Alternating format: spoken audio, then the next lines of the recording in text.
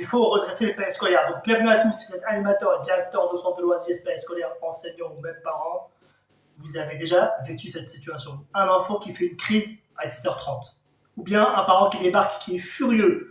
Ou bien une tension entre l'équipe périscolaire et les enseignants.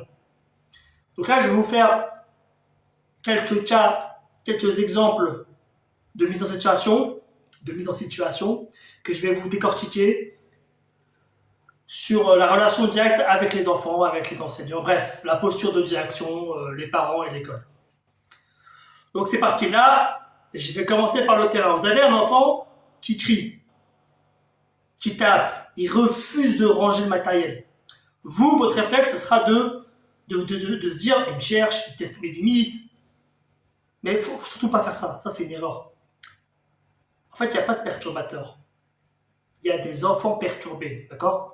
Donc là, ce que vous ne voyez pas, c'est que sous sa carapace, il y a une souffrance qui n'est pas verbalisée. C'est soit la fatigue, soit le manque de sécurité, soit il s'est passé quelque chose, il a un sentiment d'injustice. Et vous, il faut que votre objectif, c'est de savoir quel est son besoin à l'instant T. On va prendre l'exemple de Léo. Léo, il a 7 ans, il est en CE1. Au moment du goûter, il devient agressif. Il est énervé. Ce qu'il faut éviter de faire, c'est « Léo, tu t'arrêtes tout de suite là où tu vas en quoi ?» Ce que vous devez avoir comme posture, c'est « Léo, je vois que tu es énervé. Qu'est-ce qui se passe? Ta journée, elle a été lourde. Viens avec moi 2 minutes, au calme, on va en parler si tu veux. » En fait, il faut chercher le besoin. D'accord? Deuxième exemple, les violences éducatives et le cerveau de l'enfant. Les animateurs, les enseignants, faut faire très attention au VEO, la violence éducative ordinaire.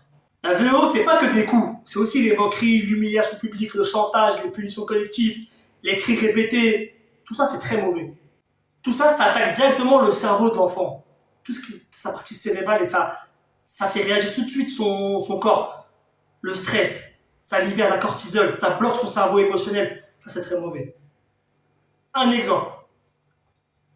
Là, on est à la cantine. Maxime, il est à la cantine et il renverse son verre de lait. Ça arrive tous les jours qu'il y ait des enfants qui versent son verre de lait ou son verre d'eau. Et là, même en rigolant, des fois, il y en a qui vont faire « Ah, bah encore un qui sait pas se tenir à table. » Ça, c'est de l'humiliation, les gars. La posture qu'il faut avoir, c'est « Ah, Maxime, c'est pas grave, c'est un accident. Tiens, on va prendre l'éponge. On va ramasser ensemble. » D'accord? Donc, il faut soutenir et il faut responsabiliser. Troisième cas, l'autorité. On entend encore trop souvent cette phrase-là. L'autorité, soit on l'a, soit on l'a pas. Pour moi, c'est totalement faux. L'autorité, elle relève pas de la magie, ça se construit. D'accord? Tu peux pas avoir d'autorité comme ça d'un coup. Parce qu'il y a il y a autorité, autoritaire, autoritarisme. D'accord? L'autorité, c'est celle qui ne fait pas peur. C'est celle qui aspire la compétence, la confiance. D'accord? Donc là, il y a l'animateur qui fait un grand jeu dans la cour. Et là, il y a l'animateur qui hurle pour imposer le silence. Taisez-vous, vous faites trop de bruit! Je ne veux plus entendre! Lui, il perd toute crédibilité en 5 minutes. Tu hurles comme ça, tu n'as pas du tout ton autorité. L'animateur qui a d'autorité, lui, il va poser un cadre clair. Il va rester cohérent. Sur le long terme, je fais ce que je dis et je dis ce que je ferai. D'accord? Le regard, la voix, le ton, le pourquoi de la règle. D'accord? Et petit à petit, tu vas construire ton autorité comme ça. Mais en hurlant, tu es quasiment sûr à 1000% que tu vas perdre ton autorité à jamais. Change d'école après. Quatrième cas, il faut supprimer les étiquettes sur les enfants. Ça, c'est très important. Les étiquettes genre, oh, il est pénible, elle est insolente, c'est un élément perturbateur, il est énervant. Il faut faire très attention aux étiquettes qu'on colle sur les enfants. Quand on enferme un enfant perturbé, qui est vulnérable, dans une catégorie, lui-même, cet enfant-là, il finit par se dire oui, je suis comme ça en fait. Il faut toujours séparer le comportement de l'identité de l'enfant. D'accord? Exemple. À la transmission du soir. Ce qu'il ne faut pas dire aux parents. Aujourd'hui, Sarah, elle était insupportable. Ça, il faut éviter de le dire.